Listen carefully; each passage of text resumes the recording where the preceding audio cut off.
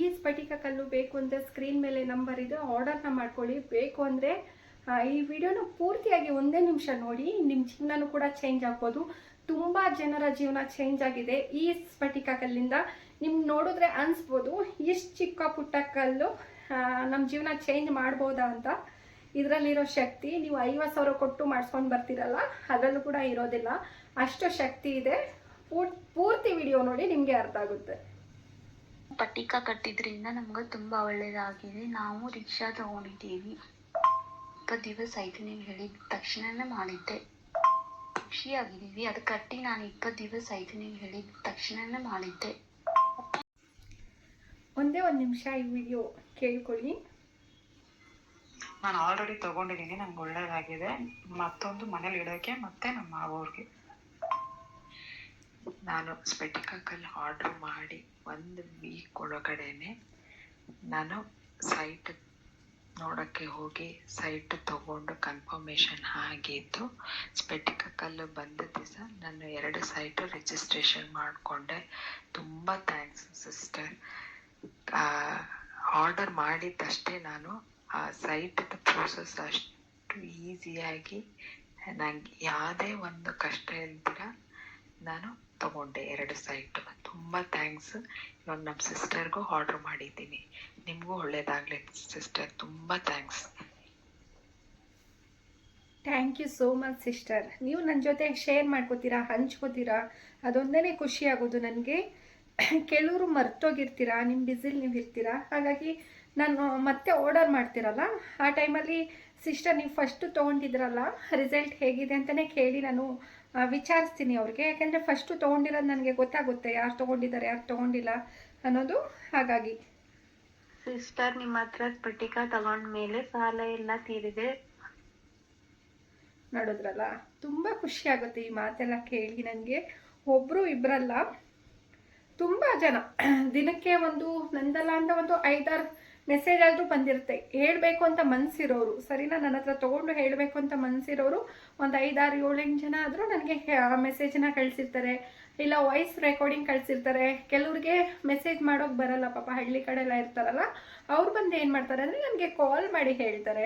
ನೆನ್ನೆನೂ ಕೂಡ ತುಂಬ ಹೊತ್ತು ಕಾಲ್ ಮಾಡಿ ಹೇಳ್ತಾ ಇದ್ರು ಅವರು, ತುಂಬ ಕಷ್ಟದಲ್ಲಿದ್ದೆ, ನಾನು 2 ಅಂಗಡಿ ಇಟ್ಕೊಂಡಿದ್ದೆ, 2 ಅಂಗಡಿಲಿ ತುಂಬ ಲಾಸ್ ಆಗ್ತಾಯಿತ್ತು ನನಗೆ. ತುಂಬ ಅಂದರೆ ತುಂಬ ಲಾಸ್ ಆಗ್ತಾಯಿತ್ತು. ಅದು ಬಂದು ಒಂದು ಚಿಲ್ಲರೆ ಅಂಗಡಿ, ಒಂದು ತರಕಾರಿ ಅಂಗಡಿ ಇಟ್ಟಿದ್ರಂತೆ. ತುಂಬ ಲಾಸ್ ಆಗ್ತಾಯಿತ್ತು. ಮತ್ತು ನನಗೆ ಲಾಸ್ಟಿಗೆ ಯಾವ ಲೆವೆಲಿಗೆ ಬಂದೆ ಅಂತ ಹೇಳಿದ್ರೆ, ಮಕ್ಕಳನ್ನ ಸ್ಕೂಲಿಂದ ಬಿಡಿಸಿ ನಾನು ಮಕ್ಳಿಗೂ ಕೂಡ ಕೆಲಸಕ್ಕೆ ಕಳಿಸೋ ಅಷ್ಟು ಸ್ಥಿತಿಗೆ ಬಂದುಬಿಟ್ಟಿದೆ. ಯಾಕೆಂದರೆ ನನಗೆ ತುಂಬ ಸಾಲ ಆಗೋಗಿತ್ತು. ಸಾಲನ ತೀರ್ಸೋಕ್ಕೆ ನನಗೆ ಬೇರೆ ದಾರಿ ಗೊತ್ತಿರಲಿಲ್ಲ. ಅವರು ಎಷ್ಟು ತುಂಬ ಒಳ್ಳೆಯವರು ಅಂದರೆ, ನಾನಂದೆ ಕೆಲವರು ಸಾಲ ಇಸ್ಕೊಂಡು ಗೊತ್ತಲ್ಲ ನಿಮಗೆ, ಕೊಡೋದೇ ಇಲ್ಲ, ಏನು ಮಾಡ್ತೀರಾ ಮಾಡ್ಕೊಳ್ಳಿ ಅನ್ನೋ ಜನದ ಮಧ್ಯೆ ಅವರು ಒಬ್ಬರೇ ಮಹಿಳೆ ಬಂದವರು, ಇಲ್ಲ ನಾವು ಈಸ್ಕೊಂಡಿರಬೇಕಾದ್ರೆ ಈ 4 ನಾವು ಕೊಟ್ಟಿದ್ದೀವಿ, ಆದರೆ ಕೊಡಬೇಕಾದ್ರೂ ನಾನು ಕೊಡಲ್ಲ ಅಂತ ಹೇಳೋಕ್ಕಾಗಲ್ಲ. ನನಗೆ ಜೀವನ ಪೂರ್ತಿ ನಾನು ಎಷ್ಟೇ ಆಗಲಿ ಕಷ್ಟಪಟ್ಟು ಅವ್ರ ಸಾಲನ ತೀರಿಸ್ತೀನಿ ಅಂತ ಹೇಳ್ತಾ ಇದ್ದಾರೆ. ಖುಷಿ ಆಯಿತು, ಆ ಮಾತು ಕೇಳಿ ತುಂಬ ಖುಷಿ ಆಯಿತು. ನಮ್ಮ ಹತ್ರನೂ ಈಸ್ಕೊಂಡಿದ್ದಾರೆ ಜನಗಳು, ಆದರೆ ಏನು ಮಾಡ್ಕೋತೀಯ ಅಂತ ಕೇಳ್ಕೊತಾರೆ. ಆ ಥರ ಜನಗಳಿಗೆ ನಾವು ದುಡ್ಡನ್ನ ಕೊಟ್ಟು ಮೋಸ ಹೋಗಿದ್ದೀವಿ. ನಾವೇನು ಮಾಡ್ಕೊಳಕ್ಕಾಗಲ್ಲ, ದೇವರಿದ್ದಾರೆ ಅಲ್ವಾ, ಅಲ್ಲ ಇದ್ದಾನೆ, ನೋಡ್ಕೋತಾರೆ ಅಷ್ಟೇ. ನಾವು ಅಷ್ಟು ಹೇಳ್ಬಿಟ್ಟು ಬಿಟ್ಬಿಡ್ಬೇಕು ಅಷ್ಟೇ.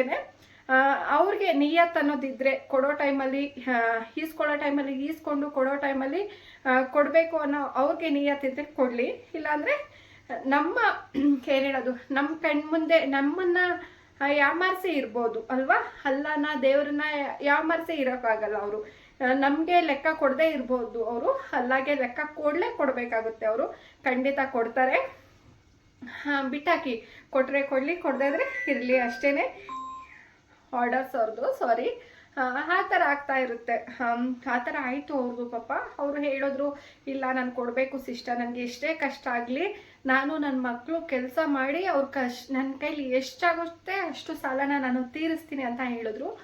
ಸರಿ ಓಕೆ ಅಮ್ಮ, ಖಂಡಿತ ಆಗಲಿ ಅಂತ ನಾನು ಏನು ಮಾಡಿದೆ, ಸ್ವಲ್ಪ ಎಕ್ಸ್ಟ್ರಾನೇ ಹಾಕಿ ಕಳಿಸ್ದೆ ಅವ್ರಿಗೆ. ನೀವು ಸ್ವಲ್ಪ ಗಲ್ಲದಲ್ಲೂ ಕೂಡ ಇಟ್ಕೊಳ್ಳಿ, ನೀವು ಹಣ ಎಲ್ಲಿಡ್ತೀರ ಅಲ್ಲೂ ಕೂಡ ಇಟ್ಕೊಳ್ಳಿ ನೀವು ಅಂತ ನಾನು 2 ಅಂಗಡಿಗೆ 2 ಆರ್ಡರ್ ಮಾಡ್ಕೊಂಡಿದ್ರು. 2 ಆರ್ಡರ್ ಮಾಡಿದ್ಮೇಲೆ ಎಕ್ಸ್ಟ್ರಾ ಪೌಡರ್ ಮತ್ತು ಎಕ್ಸ್ಟ್ರಾ ಪೀಸ್ನೂ ಕೂಡ ಹಾಕಿ ಕಳಿಸಿದೆ. ಇದನ್ನು ಹಾಕಿ ಇಡಿ ಸಿಸ್ಟರ್, ನಿಮಗೆ ಒಳ್ಳೆಯದಾಗುತ್ತೆ. ಒಳ್ಳೆ ರಿಸಲ್ಟ್ ಬಂದರೆ ಪ್ಲೀಸ್ ನನ್ನ ಹತ್ರ ಹೇಳ್ಕೊಂಡಿರಿ ಅಂತಲೂ ಕೂಡ ಹೇಳಿದೆ.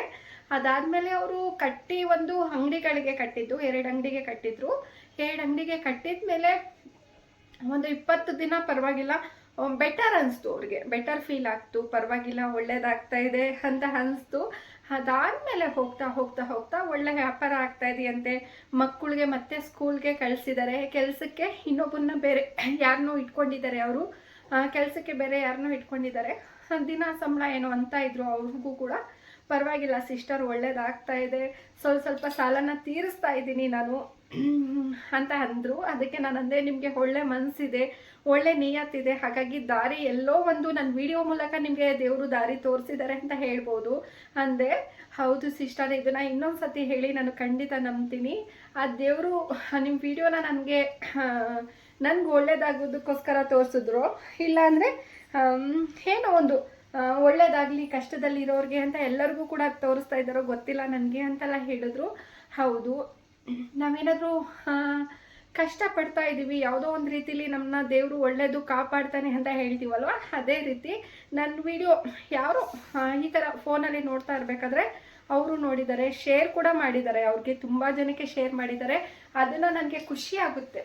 ಯಾವ ಥರ ಅಂತ ಹೇಳಿದ್ರೆ ಅವ್ರಿಗೆ ಒಳ್ಳೇದಾಗಿದೆ. ಒಳ್ಳೇದಾದ್ಮೇಲೆ ಕೆಲವ್ರು ಏನು ಮಾಡ್ತಾರೆ, ನನಗೆ ಒಳ್ಳೇದಾದರೆ ಸಾಕು, ನಾನು ಚೆನ್ನಾಗಿದ್ದೀನಿ, ನಾನು ಒಳ್ಳೊಳ್ಳೆ ದುಡ್ಡನ್ನ ಸಂಪಾದನೆ ಮಾಡ್ತಿದ್ದೀನಿ, ಅಷ್ಟೇ ಸಾಕು, ನಾನು ಯಾರಿಗೂ ಕೂಡ ಬೇರೆಯವ್ರಿಗೆ ಹೇಳೋದು ಬೇಡ ಅಂತ ಇರ್ತಾರೆ. ಹಾಗಾಗಿ ಅವ್ರು ಆ ಥರ ಮಾಡಿಲ್ಲ.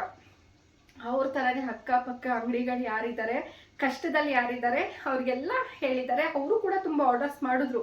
ಮೊನ್ನೆನೇ 6 ಜನ ಆರ್ಡರ್ಸ್ ಮಾಡಿದ್ರು. ಅವ್ರ ಹೆಸರು ಹೇಳಿ ಇಂಥವ್ರು ನನಗೆ ಹೇಳಿದ್ರು ಅಂತ. ಅವ್ರ ಹೆಸರು ಹೇಳಬೇಕು ವಿಡಿಯೋದಲ್ಲಿ ಬೇಡವಾ ಗೊತ್ತಿಲ್ಲ, ಬಟ್ ಬೇಡ ಅನಿಸುತ್ತೆ ನನಗೆ, ಪರವಾಗಿಲ್ಲ ಹಾಗೆ ವಿಡಿಯೋಸ್ ಮಾಡೋಣ. ಕೇಳಿದ್ರಲ್ಲ ನೀವೇ.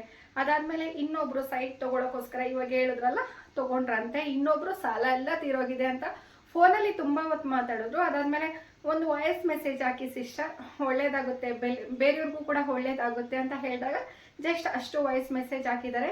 ಕೆಲವ್ರಿಗೆ ಸಂಕೋಚ, ವಾಯ್ಸ್ ಮೆಸೇಜ್ ಹಾಕಿದ್ರೆ ಸಂಕೋಚ, ಏನೋ ಬೇರೆಯವ್ರಿಗೆ ಅಂತ ತೋರಿಸ್ತಾರೆ, ವಿಡಿಯೋದಲ್ಲಿ ತೋರಿಸ್ತಾರೆ ಅಂತ ಸಂಕೋಚ ಇರ್ಬೋದು.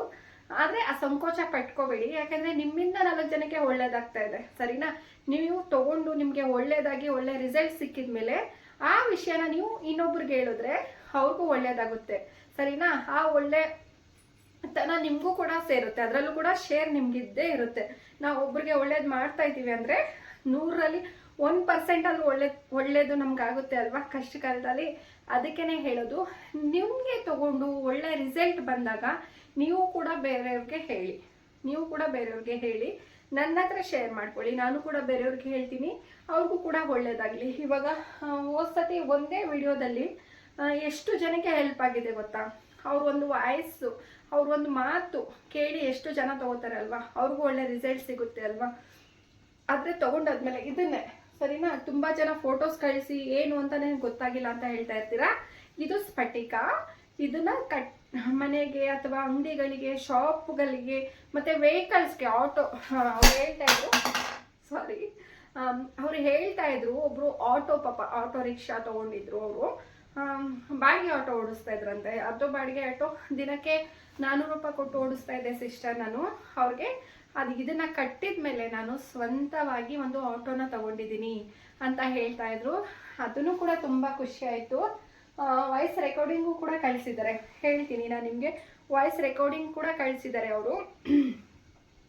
ತುಂಬ ಇದ್ದಾವೆ, ಯಾವುದು ತೋರಿಸ್ಲಿ ಯಾವ್ದು ಬಿಡಲಿ ಅಂತ ನನಗೆ ಇದಾಗುತ್ತೆ. ಒಂದು ಸ್ವಲ್ಪ ನಾನು ತೋರಿಸ್ತೀನಿ ನಿಮಗೆ, ಸರಿನಾ? ಯಾವುದು ನಿಮಗೆ ಯೂಸ್ ಆಗುತ್ತೆ, ನಿಮಗೆ ನಂಬಿಕೆ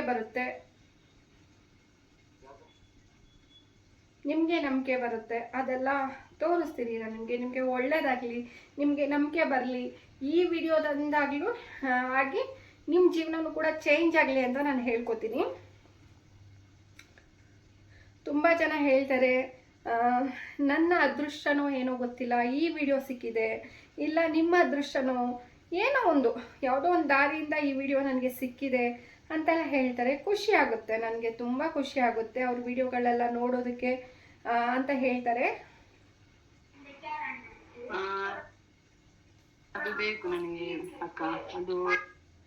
ಸಾರಿ, ಎಲ್ಲ ತುಂಬ ಇದಾವಲ್ಲ, ಹಾಗಾಗಿ ಯಾವುದು ಅಂತ ಚೆಕ್ ಮಾಡೋಕ್ಕಾಗ್ತಾ ಇಲ್ಲ.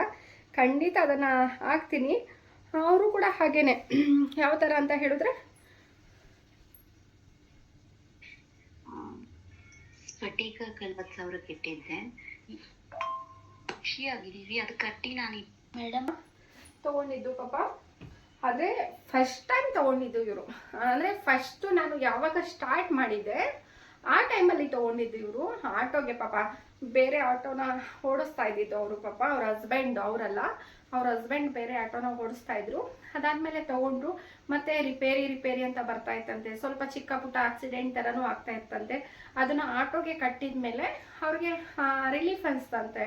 ಅದೆಲ್ಲ ಖರ್ಚುಗಳೆಲ್ಲ ಕಡಿಮೆ ಆಯಿತು. ಸ್ವಂತ ಆಟೋನ ತೊಗೊಂಡ್ರು. ಖುಷಿ ಆಯಿತು. ಅವ್ರು ಕಾಲ್ ಕೂಡ ಮಾಡಿದರು, ನನಗೆ ಕಾಲ್ ಮಾಡಿದ್ರು, ಮಾತಾಡಿದ್ರು. ಈ ಥರ ಎಲ್ಲ ಆಯಿತು ಸಿಸ್ಟರ್ ನಿಮ್ಮಿಂದ ಅಂತ. ನನ್ನಿಂದ ಅಂತ ಏನೂ ಅಲ್ಲ, ನಾನೇನೋ ಒಂದು ದಾರಿನ ತೋರಿಸ್ತಾ ಇದ್ದೀನಿ, ಇದರಿಂದ ಒಳ್ಳೇದಾಗ್ತಾ ಇದೆ, ಇದನ್ನ ಮಾಡಿ ಅಂತ ಒಂದು ಒಳ್ಳೆ ದಾರಿನ ತೋರಿಸ್ತಾ ಇದ್ದೀನಿ.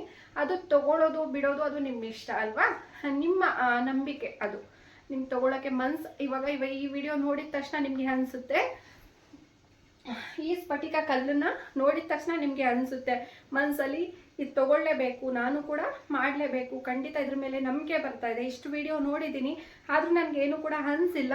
ಆದರೆ ಈ ವಿಡಿಯೋನ ನೋಡಿ ನನಗೆ ಅನಿಸ್ತಾ ಇದೆ, ಇದನ್ನು ತೊಗೊಳ್ಬೇಕು, ನಾನು ಕಟ್ಟಬೇಕು ಅಂತ ನನ್ನ ಮನಸ್ಸಿಗೆ ಅನಿಸ್ತಾ ಇದ್ರೆ ಮಾತ್ರ ತಗೊಳ್ಳಿ. ನೋಡಿ ಬೇಗ, ಎಷ್ಟು ಬೇಗ ರಿಸಲ್ಟ್ ಸಿಗುತ್ತೆ ನಿಮ್ಮ ಮನಸ್ಸಿಗೆ ಅನಿಸುತ್ತೆ. ತುಂಬ ಜನ ನನಗೆ ಇದನ್ನೇ ಹೇಳಿದ್ದಾರೆ. ಯಾವ ಥರ ಅಂತ ಹೇಳಿದ್ರೆ, ಸಿಸ್ಟರ್ ನಾನು ಇಷ್ಟು ವಿಡಿಯೋಸ್ನ ನೋಡಿದ್ದೀನಿ, ಇಷ್ಟು ವಿಡಿಯೋಸ್ನ ನೋಡಿದ್ದೀನಿ ನಾನು. ಯಾವುದೋ ವಿಡಿಯೋಸ್ ನೋಡಿದ್ರು ಅಷ್ಟು ನನಗೆ ನಿಜನ ಸುಳ್ಳು ಏನೋ ಒಂದು ನೋಡಿದೋ ಸುಮ್ಮನೆ ಅದು ಆ ಥರ ಇರ್ತಾ ಇದೆ. ಆದರೆ ನಿಮ್ಮ ವಿಡಿಯೋಸ್ ನೋಡಿದ್ಮೇಲೆ ನನಗೇನೋ ಮನ್ಸಿಗೆ ಅನಿಸ್ತಾ ಇತ್ತು, ನಂಬಿಕೆ ಬಂತು, ನನಗೆ ತೊಗೋಬೇಕು, ಇದರಿಂದ ಖಂಡಿತ ಆಗುತ್ತೆ ಅಂತ ಅನಿಸ್ತಾ ಇತ್ತು ಅಂತ. ಅದಾದಮೇಲೆ ಗಂಡ ಹೆಂಡತಿ ಜಗಳನೂ ಕೂಡ, ಅದನ್ನು ಕೂಡ ಕೇಳಿಸಿದ್ದಾರೆ. ತುಂಬ ಇದ್ದಾವೆ, ಒಂದೊಂದಾಗಿ ತೋರಿಸ್ತೀನಿ ನಾನು. ನೆಕ್ಸ್ಟ್ ವಿಡಿಯೋಗಳಲ್ಲಿ ತೋರಿಸ್ಕೊಂಡು ಬರ್ತೀನಿ. ನನ್ನ ಗಂಡ ತುಂಬ ಜಗಳ ಮಾಡ್ತಾಯಿದ್ರು, ತುಂಬ ಮನೇಲಿ ಕಿರಿಕಿರಿ.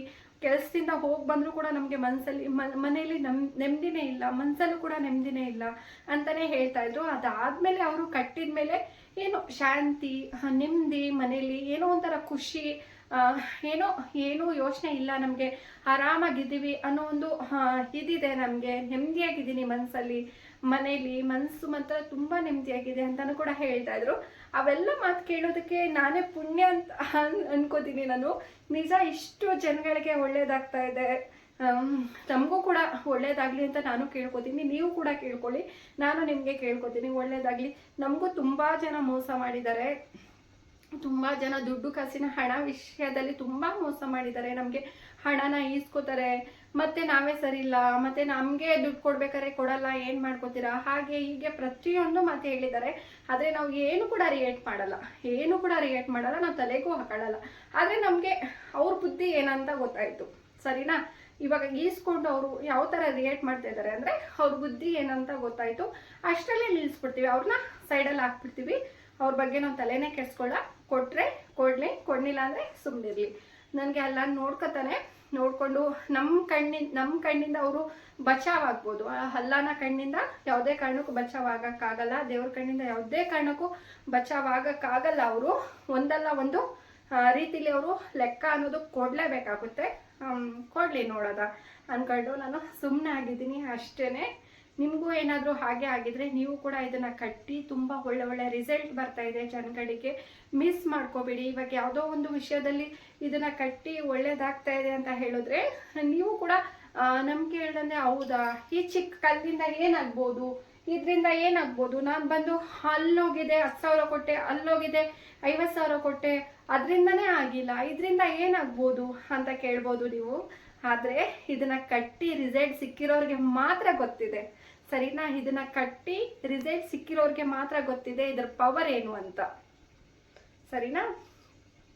ನಿಮ್ಮ ಮನಸ್ಸಿಗೆ ತಗೋಬೇಕು, ನಾನು ಮಾಡಬೇಕು, ನಂಬಿಕೆ ಬರ್ತಾ ಇದೆ ಅಂತ ಹೇಳಿದ್ರೆ